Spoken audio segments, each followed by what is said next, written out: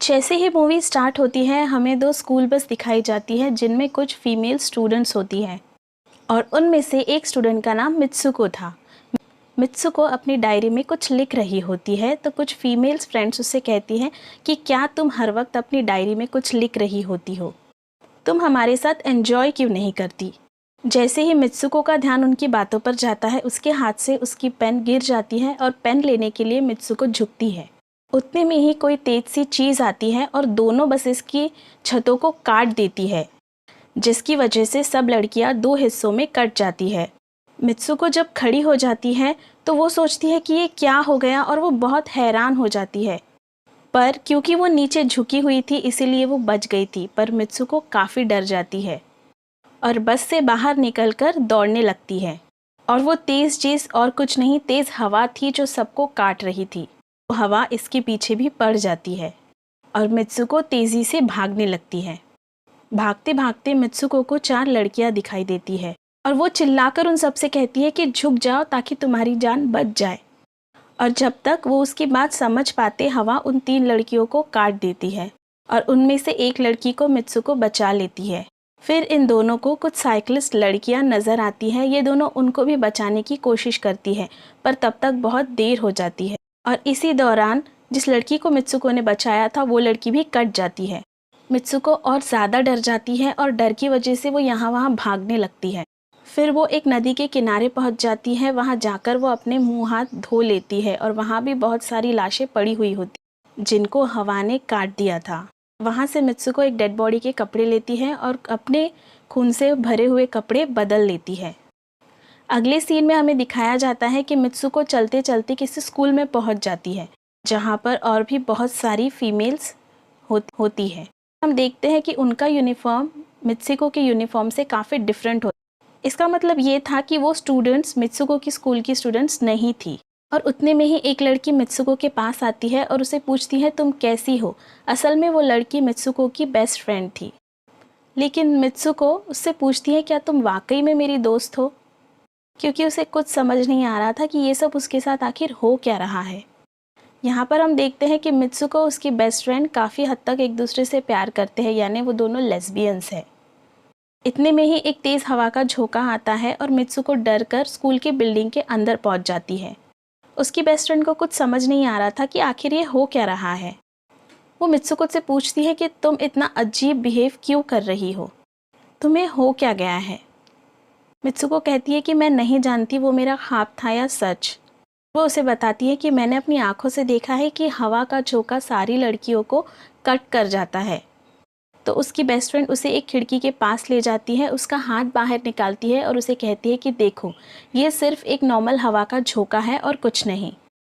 और ये समझकर मित्सुको की परेशानी थोड़ी कम हो जाती है। लगता है कि शायद मैंने कोई सपना ही देखा होगा।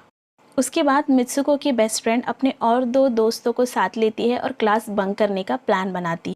जैसे ही ये चारों क्लास के बाहर आते हैं इनकी टीचर भी वहीं आ जाती है और इन चारों को देख लेती है, पर ये चारों अपनी टीचर को बेवकूफ़ बनाकर वहाँ से भाग जाते हैं। वो चारों भागते भागते एक लेक पर आ जाती है।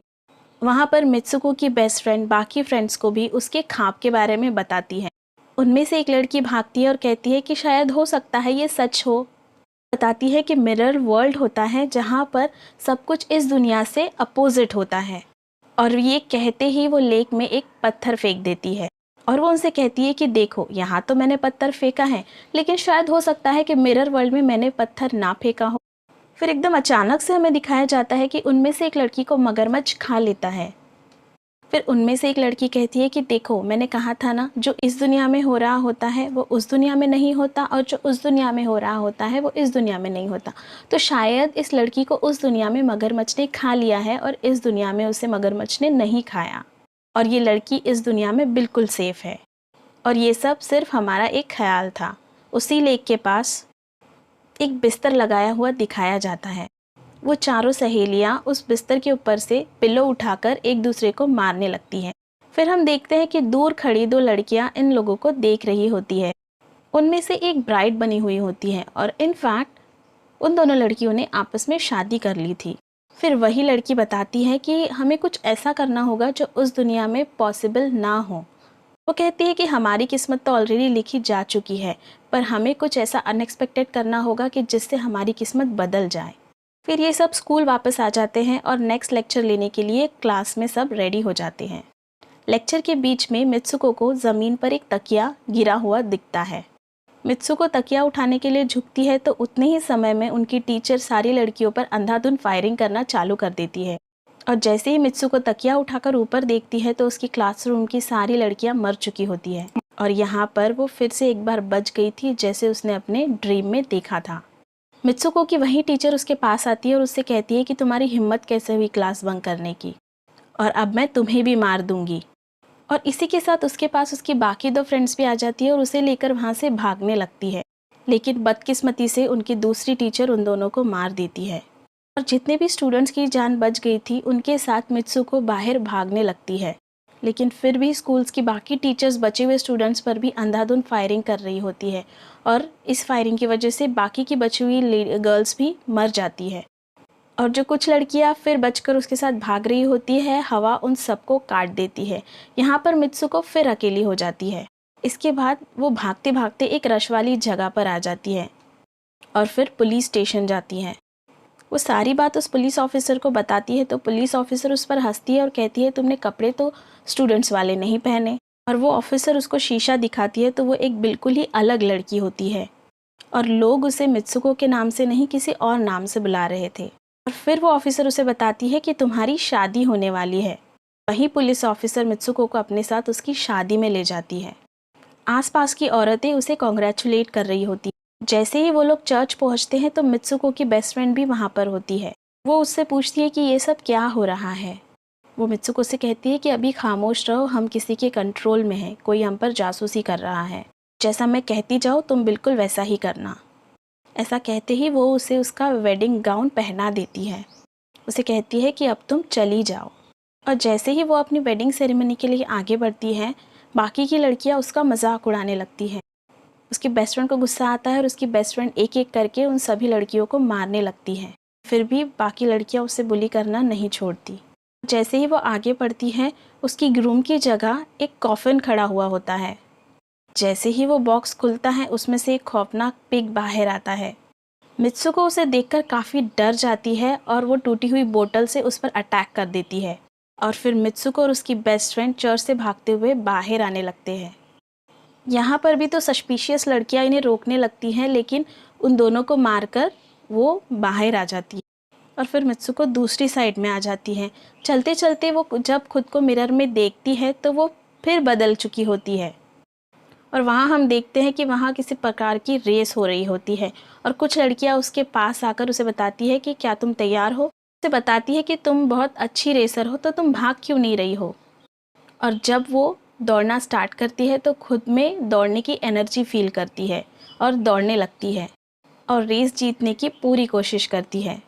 और यहाँ पर उसे अपनी मरी हुई सारी दोस्त नज़र आती है जो कि स्कूल फायरिंग में मर चुकी थी। मित्सुको को उसकी फ्रेंड भी नज़र आती हैं, पर वो ये भी नोटिस करती है कि वो भाग रही है तो उनके पीछे वो दो लड़कियां और वो पिग भी उनका पीछा कर रहा है। तो बाकी की लड़कियां उसे कहती है कि तुम यहाँ से चली जाओ, इस दुनिया से बाहर निकल जाओ। वो भागते भागते एक अंधेरे जगह पर आ जाती है।